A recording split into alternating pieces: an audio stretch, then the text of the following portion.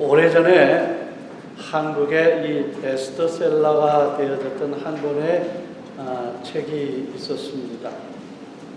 이것은 이 강준식 씨가 쓴 책인데, 그 책의 제목이 뭐냐면 주님의 은혜로 부자가 된 사람들, 이렇게 하는 제목입니다. 주님의 은혜로 부자가 된 사람들이라는 책입니다. 이 책 가운데에 재미난 하나의 얘기가 소개되고 있습니다. 어느 시골 교회에서 부흥회를 하게 되어졌는데, 이 부흥 강사가 성도들을 향해서 이렇게 이야기를 하는 겁니다. 주님의 축복을 받아서 부자가 되고 싶은 사람은 모두 자리에서 일어나십시오 라고 얘기를 하는 겁니다. 그랬더니 거기에 성도가 시골교회 한 50명 되어지는 모든 성도들이 다 일어서는 겁니다. 얼마나 좋겠습니까? 일어선 사람 부자가 된다고 하는데, 그래서 다 일어납니다. 그랬더니 이번에는 이 부흥강사가 뭐라고 얘기를 하느냐면, 자, 여기 서신 분들 가운데에서 자기의 전 재산을 다 바칠 수 있는 사람은 그대로 서 있기를 바랍니다 라고 얘기를 하는 거예요. 예전에 한국에서 그런 부흥회를 많이 하잖아요. 그랬더니 그 얘기를 듣고서 모든 사람 성도들이 어찌할 바를 모르는 거예요. 이렇게 어떻게 되나, 갑자기 저기 하니까 전 재산을 바쳐야 된다고 하니까. 근데 그런 가운데에 웬 할머니가, 나이 드신 분이 갑자기 이제 아이고 허리야 하면서 이제 어깨를 이렇게 뜩 하면서 이제 앉는 자세를 딱 이렇게 취하니까 그 모습을 보고 모든 사람들이 동시다바로 다 앉게 되어지는 거예요. 다 이렇게 앉는 거예요. 근데 그 가운데 한 사람은 그 앉을 기회를 놓쳐버린 거예요. 어찌하다 보니까 다 앉아버렸는데, 그래서 딱 한 사람만 서 있는 거예요. 그분이 이 금용수라고 하는 분인데, 이 분이 앉을 기회를 놓쳐버리고 이제 멍하니 있는 겁니다. 그래서 할 수 없이 어정쩡한 자세로 서 있다 보니까 할 수 없이 서약을 할 수밖에 없어서 자기의 전 재산을 다 바치기로 이제 서약을 합니다. 집에 들어와서 그는 이제 고민을 하기 시작을 하는 겁니다. 그래서 약 2달 동안 계속 이 문제 때문에 이 고민을 하다가 약속한 대로 전 재산을 다 바치게 됩니다. 이게 실화예요. 있는 실화입니다. 그러고 나니까 아무것도 없잖아요. 그래서 이런 얘기를 들은 이제 그 처형이 이 돈을 빌려주게 되었고, 돈을 가지고 이제 비즈니스를 하는데 어떤 걸 했냐면 침대 이 매트리스의 사각의 4기둥에 씌울 그 보호대를 만든 겁니다. 그래서 그거를 이제 폴리에스터 에틸렌으로 이제 개발을 해서 획기적인 성공을 이제 거두게 됩니다. 그래서 그 성공으로 인해서 그는 주님 앞에 10의 2조를 드리면서 아주 날마다 흥왕을 하였다라고 하는 그 내용이 그 책에 기록이 되어 있습니다. 여러분, 우리의 삶에 어떤 일을 할 때마다 이 성공과 이 실패라고 하는 단어가 항상 오잖아요. 내가 무엇을 하든.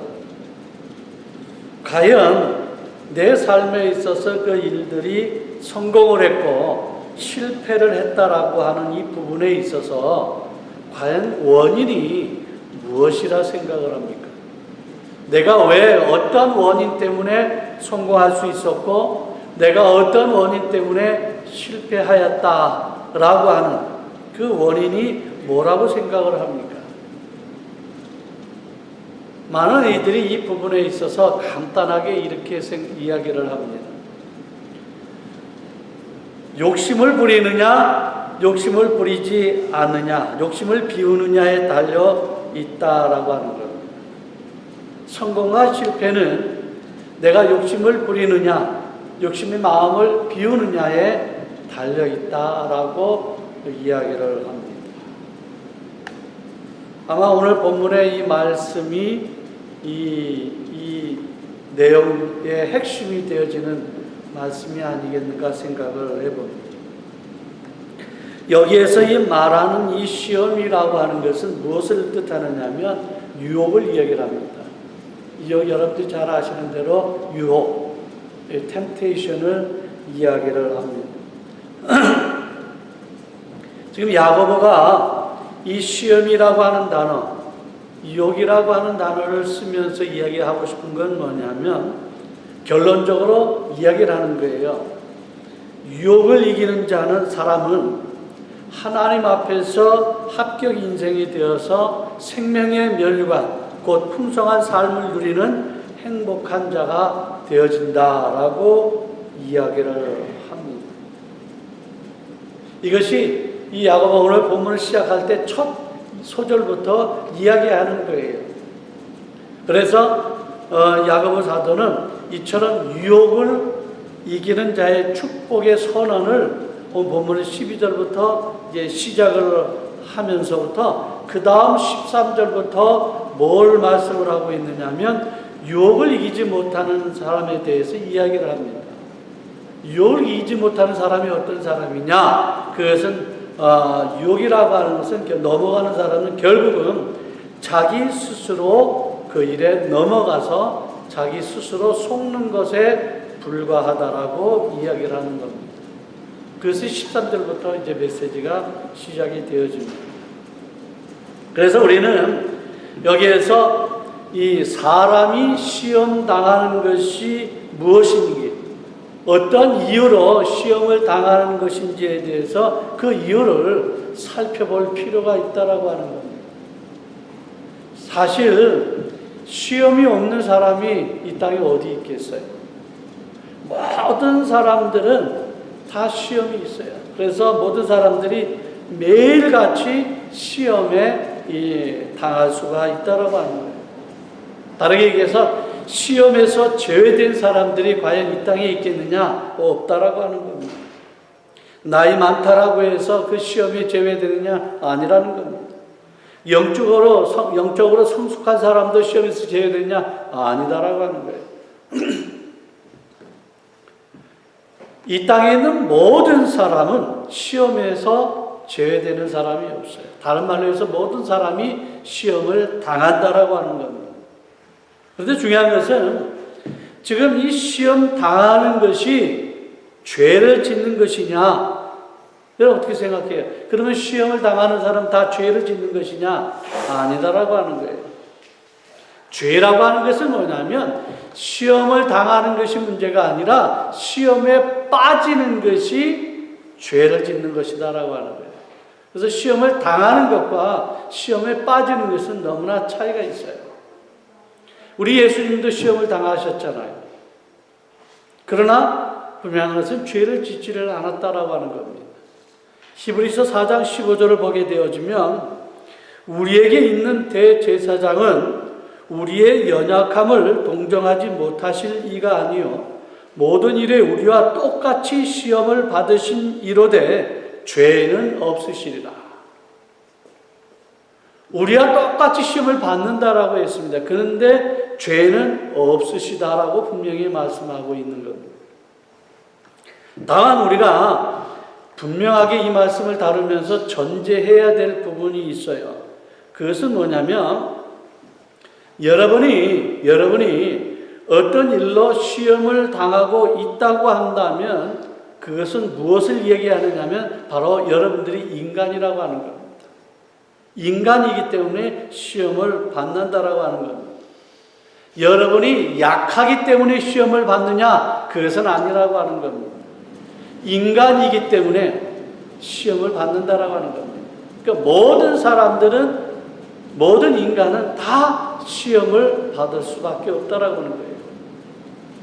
그리고 여러분이 더욱더 주님 앞에 헌신하려고 하면 할수록 그 시험 당하는 것이 크다라고 하는 겁니다. 다시 말해서 최상의 성도도 최악의 죄의 시험을 받을 수가 있다라고 하는 거예요. 아무리 신앙이 좋은 사람도 시험에서 제외될 수가 없다라고 하는 것을 이야기하겠죠. 근데 여기에서 이 시험은 하나님이 여러분을 시험하는 것이냐? 그건 아니라는 겁니다. 이 시험이라고 하는 것은 단순히 자신의 욕심에 끌려 미혹되는 것으로 성경은 이야기를 하고 있습니다. 13절과 14절입니다. 사람이 시험을 받을 때에 내가 하나님께 시험을 받는다 하지 말지니 하나님은 악에게 시험을 받지도 아니하시고 친히 아무도 시험하지 아니하시느니라. 오직 각 사람이 시험을 받는 것은 자기 욕심에 끌려 미혹됨이니라고 말씀을 하고 있습니다.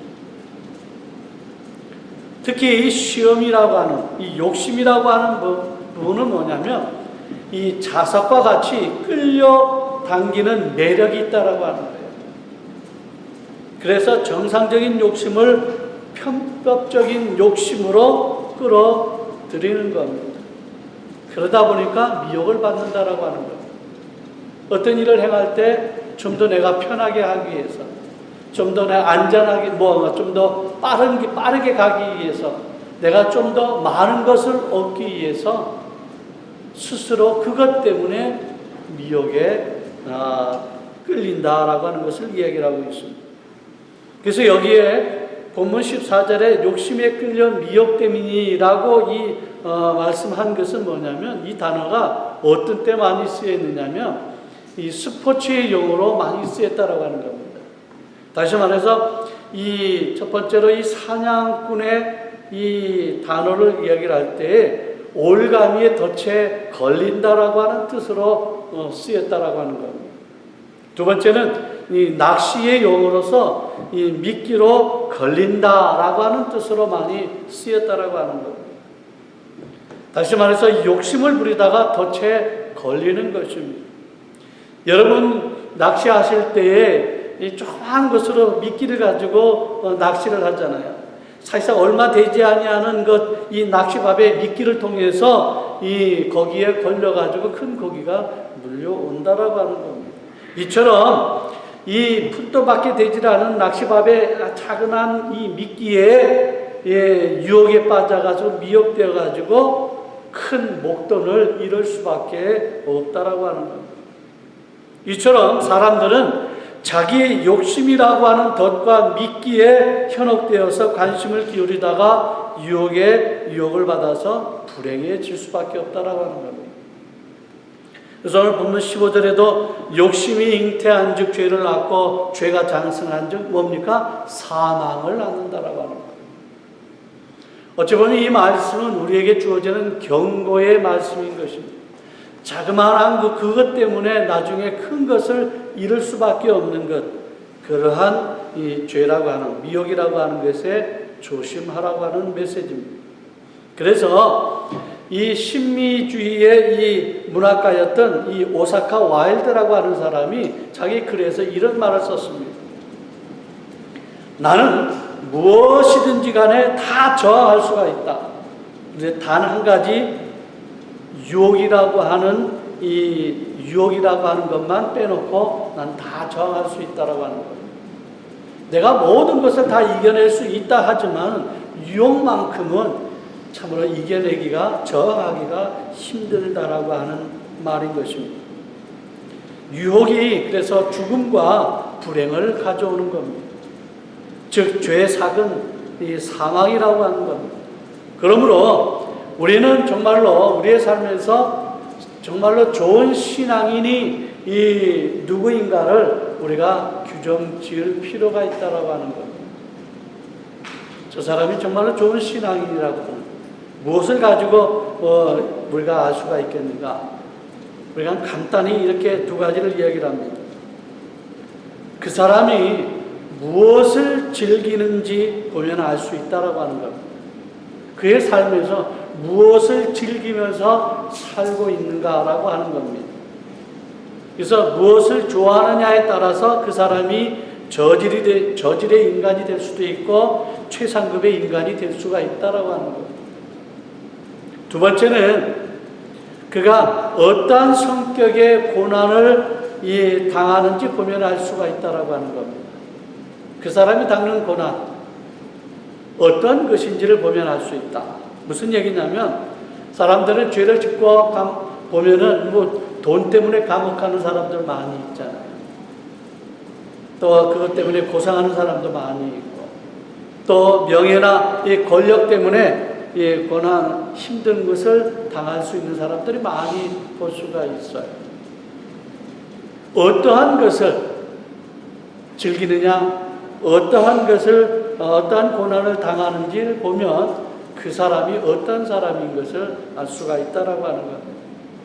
여러분, 어떤 분은 훌륭한 사상이나 또한 신앙 때문에 정말로 애매한 고생을 당하는 사람이 있잖아요.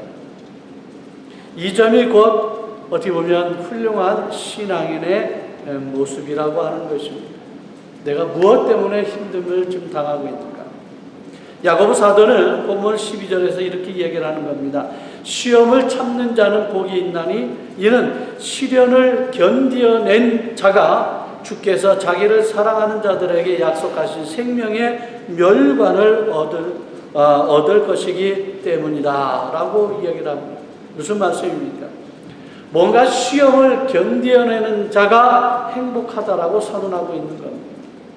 분명하게 누구에게나 시험은 오는데, 그 유혹이 오는데 그것을 내가 어떻게 이겨내느냐에 따라 달라진다라고 하는 겁니다. 그래서 시험을 견뎌내는 사람은 행복하다라고 하는 이 부분이 과연 우리의 신앙관을 바르게 정립해 주고 있다라고 하는 겁니다. 그러게 우리들은 자기의 욕심에 눈이 어두워지는 그런 속여지는 그 부분에 우리가 넘어가서는 안 된다라고 하는 겁니다. 그 대신 좋은 복을 주시는 하나님께만 우리의 초점을 맞추고 살아야 한다라고 하는 겁니다. 우리가 잘 아는 성경에 나타난 좋은 이 신앙의 거인들 많이 보잖아요. 좋은 신앙이라고 생각하는 분들을 많이 볼 수가 있는데 그분들은 어땠습니까? 한결같이 좋으신 하나님만 바라보면서 나갔다라고 하는 거예요. 좋으신 하나님만 믿었다라고 하는 거예요. 욥이나 요셉이 아마 그 대표적인 인물로 얘기할 수가 있을 것입니다. 악을 선으로 바꾸시는 그 하나님을 분명히 믿었습니다. 화를 복으로, 실패를 성공으로, 슬픔을 기쁨으로, 상처를 영광으로, 불행을 행복으로 바꾸어 주시는 그 하나님을 믿었다라고 하는 겁니다.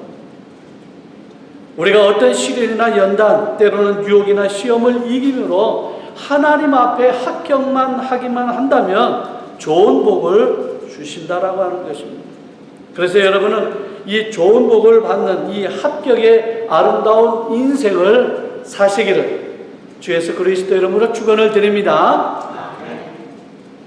합격만 하게 되어지면 최상의 아름다운 복을 받는다라고 하는 겁니다. 그러므로 우리는 어떤 이 어두운 상황에서도 좋으신 하나님 아버지를 열심히 믿으시기를 바랍니다. 좋으신 하나님은 어디서부터 나타납니까? 창세기 1장의 시작부터 나타난다라고 하는 거예요. 우리에게 좋은 것 주시는 하나님, 특히 가장 좋은 것 주시는 그 하나님, 무엇으로 주셨습니까? 빛으로부터 시작을 해서 우리에게 그 좋은 것을 주셨다라고 하는 것. 예수님께서 이 땅에 오셔가지고 맨 먼저 행한 이적의 본질이 무엇입니까? 인간이 쓰는 허들의 물을 가지고 최상품의 아름다운 포도주를 바꾸어 주신 이 좋으신 이 주님이신 것을 우리에게 보여주고 있다라고 하는 겁니다. 그래서 예수님은 마태복음 7장 11절의 말씀에서 이렇게 말씀합니다. 너희가 악한 자라도 좋은 것으로 자식에게 줄 알거든 하물며 하늘에 계신 너희 아버지께서 구하는 자에게 좋은 것으로 주시지 않겠느냐라고 말씀하고 있는 겁니다. 우리들은 좋은 것을 사람에게 받으려고 해서는 안 됩니다. 좋으신 하나님께로만 우리가 그것을 받아야 한다라고 하는 거예요.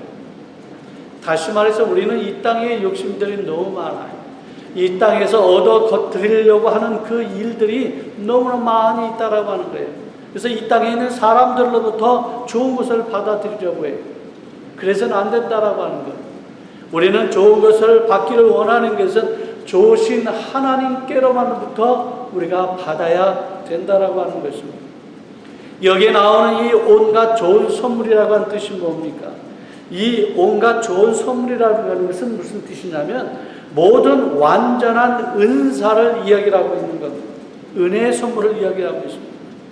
이것이 온갖 좋은 선물이라고 하는 것을 헬라어로 이야기하면 텔라이온이라고 이야기합니다. 텔라이온. 이것은 어떤 뜻을 갖고 있느냐면 더 이상 없는 최상품을 이야기하는 겁니다. 이 최상품만큼 더 이상 좋은 건 없다라고 하는 거예요. 그래서 더 이상 없는 최상품의 뜻을 갖고 있습니다. 완성품을 이야기하는 겁니다. 이것이 어디서부터 옵니까? 하나님으로부터 내려진다라고 하는 것입니다. 사랑하는 성도 여러분, 요즘은 여러분들에게 어떠한 어려움과 시련을 겪고 있습니까? 그리고 뜻밖의 시험을 당하고 있습니까?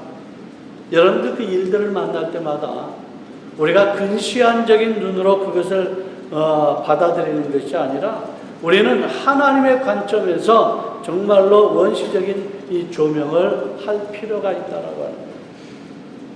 우리는 어떤 일을 당할 때 가장 안타까운 사람, 그 벌어진 그 일에 대해서 자꾸 그것만 바라봐요.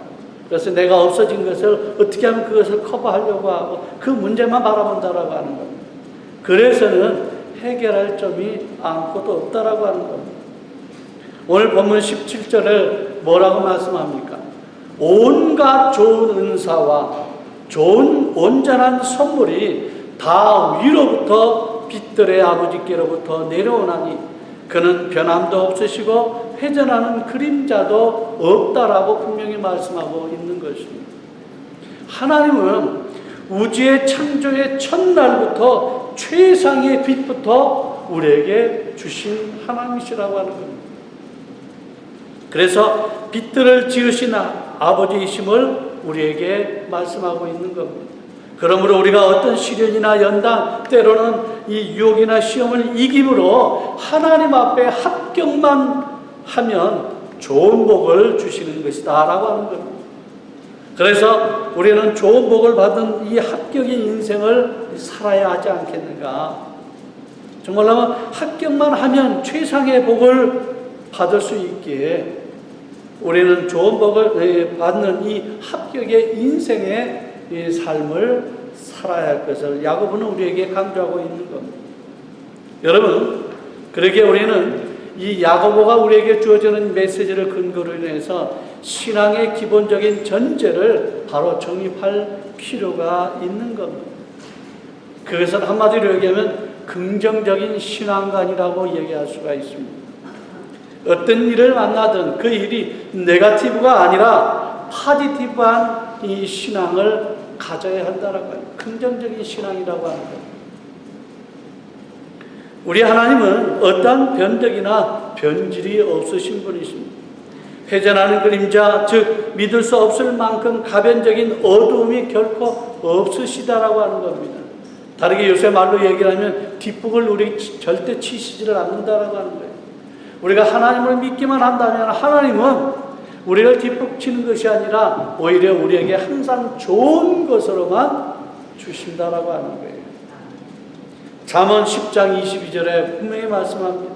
여호와께서 주시는 복은 사람을 부하게 하고 근심을 겸하여 주지 아니하시느니라 라고 분명히 말씀하고 있어요. 우리에게 복을 주셨는데 그 복으로 인해서 우리가 근심할 것이 없다라고 하는 거예요. 그런데 세상에 주어지는 것은 뭡니까? 세상에 주어지는 것은 주어지는 것으로 인해 더 근심이 쌓여질 수밖에 없다라고 하는 거예요. 그 세상에 주는 것으로 인해 시험을 받을 수밖에 없고 그것 때문에 넘어질 수밖에 없다라고 하는 거예요. 그러나 하나님이 주시는 것은 절대 뒷북치시지 않기 때문에 항상 좋은 것으로만 주시기 때문에 그것이 우리에게 복이 되어지고 절대 말씀처럼 근심을 겸하여 주시지를 않는다라고 하는 거예요. 우리 함께 한번 18절을 봅니다.